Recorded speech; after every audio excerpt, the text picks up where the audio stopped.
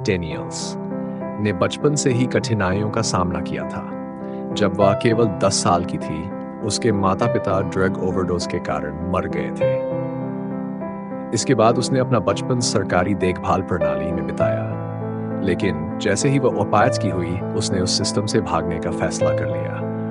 उसे लगा था कि वह अपनी नई जिंदगी खुद बनाएगी, लेकिन उसकी हकीकत कुछ और ही निकली। अब उसकी दुनिया केवल नाइट क्लबों में डांस करने, खुद को एक ऐसे आदमी के अधीन देखने और अपनी सबसे करीबी दोस्त के शव को उनके अपार्टमेंट में पाकर डर के साए में जीने तक सीमित रह गई थी।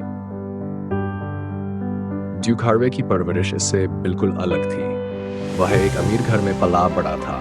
उसके पास जिंदगी की हर सुख सुविधा थी। लेकिन जब वह कॉलेज पहुंचा, तो उसकी जिंदगी में एक ऐसा मोड़ आया जिसने उसकी पूरी सोच बदल दी। वह लड़की जिससे वह बेइंतहा प्यार करता था, अचानक उसे धोखा देकर गायब हो गई। और जब वह वापस मिली, तो जिंदा नहीं बल्कि एक बॉडी बैग में थी। उसी दिन उसने अपनी पुरानी अमीरजादों वाली जिंदगी को अलविदा कह दिया और खुद को कानून के हवाले कर दिया। अब वह एक होमिसाइड डिटेक्टिव था। उसका एक ही मकसद था ऐसे गुनाहगारों को सजा दिलाना जो मासूमों की जिंदगी तबाह कर देते हैं।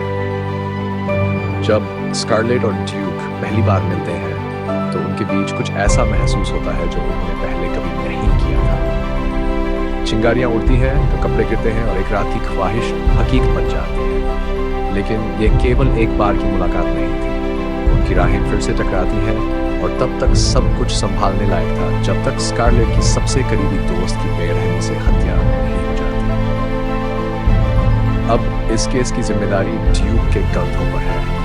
लेकिन ये सिर्फ एक केस नहीं, बल्कि स्कारलेट की जिंदगी का सवाल भी है।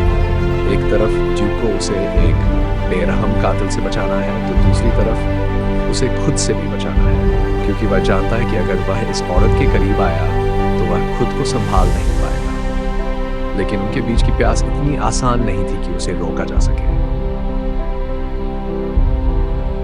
स्कारलेट को इस जहरीली दुनिया से निकालने का जुनून सिर्फ ड्यूक के दिमाग तक सीमित नहीं था, ये धीरे धीरे उसके दिल तक पहुंचने लगा था। उसने कभी सोचा नहीं था कि वह किसी औरत के लिए इस हद तक जाएगा। उसके लिए प्यार सिर्फ एक कमजोर लोगों का एहसास था। लेकिन अब क्या स्कारलेट उसे वो महसूस करा सकती थी जो उसने कभी सोचा भी नहीं था? क्या ड्यूक सच में उसे बचा सकता था? और सबसे बड़ा सवाल, क्या वह खुद भी प्यार करने के काबिल था?